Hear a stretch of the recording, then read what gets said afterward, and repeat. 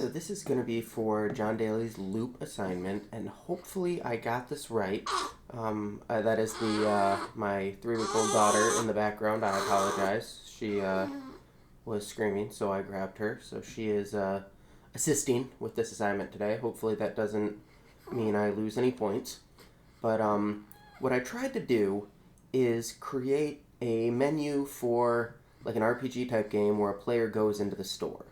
So at this point, I don't really have enough knowledge to fully complete the transaction, but I wanted to utilize a loop in the case of this answer where the player is browsing. So I don't know if this is like really super applicable to what you would see in a real life game scenario, but I have my console write lines that give me my options in numerical form, and I just use them as string values, and I used the if statement, and I included the player name. So it asks you, what is your name? When you come in, hello stranger, what is your name? And then you put it in, and it includes it, which is kind of cool. So even though I have my variable set to Big Chungus, which is my player's name, you can type in, Bob or whatever else you want to do. And it says to browse the wares. So again, it includes it. Do you see anything you like? And here are my menu responses. So we have 7, which this would just be the ending. I don't think so. I'll be going. And I had a little fun with it. Maybe you have what I need in the back. You call this a shop. I've seen better wares in the garbage behind Walmart. Browse your wares. This is a robbery. That kind of thing. So I've started to try and use comments to explain what I'm doing as my stuff gets bigger because I'm starting to confuse myself. So I did my menu responses. Chill out, Lily.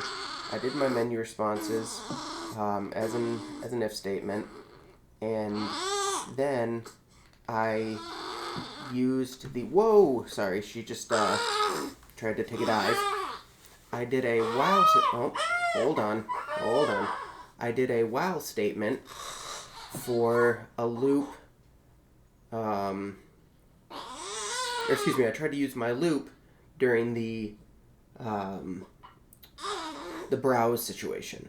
So while the browse response is 6, or the menu response is 6, it asks you if you've had time to browse. So if your response is yes, it loops back to the menu, and I had to include that all again. And if your response is no, it tells you to take your time.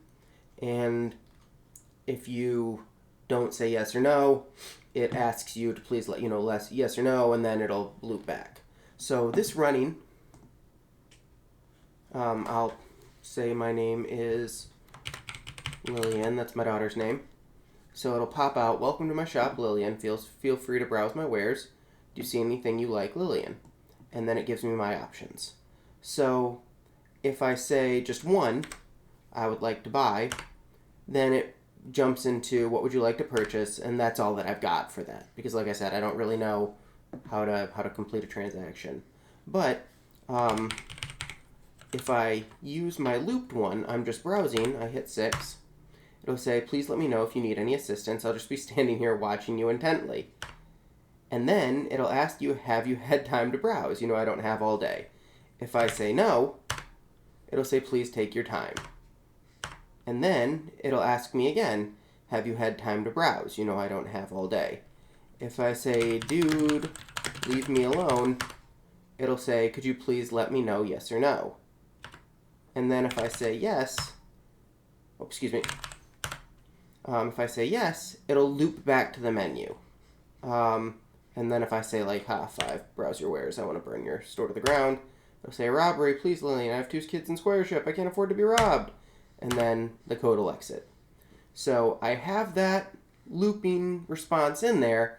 Hopefully, I'd really like to build off this program in a future assignment. I haven't looked, of course, to see what we're going to be doing, but it'd be nice to be able to get this to where it actually is a full shop, and I can use my integer variable of coin to possibly purchase a sword or something like that. But that is my code running. That is how I have it set up, and I hope that's what you're looking for this time. Maybe I didn't do enough, or maybe I went off the grid, but I hope that is right. So thank you. Please let me know. Command control.